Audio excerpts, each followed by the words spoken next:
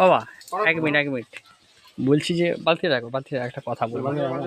বলছি যে একটা কথা বলা আছে, বলছি যে যারা জীবনে হেরে যায়, ঠিক আছে, তারা ভাবে জীবনে আর কিচ্ছু হবে না, ঠিক আছে, তাদের উদ্দেশ্যে তুমি কি বলবে যাতে তারা একটু মোটিভেশন পায়?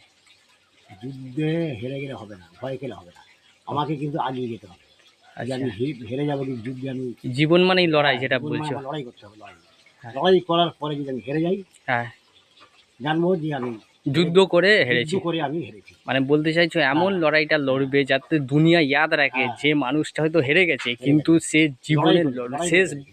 রক্ত পর্যন্ত হ্যাঁ লড়াই লড়াই করেছে। করে হেরেছি, ও, কিন্তু ভয় পেলে হবে না। ও, যুদ্ধ করে পড়ে যাবো তা ভালো, কিন্তু আমি আগিয়ে যাবো, আচ্ছা, তোমার চেষ্টা করবো। তোমার বয়সটা বলো কত? আমার বয়স হলো 64, ভাবো এই বয়সে এখনো তুমি কাজ করে এখন লড়াই যাচ্ছ, করে যাচ্ছে।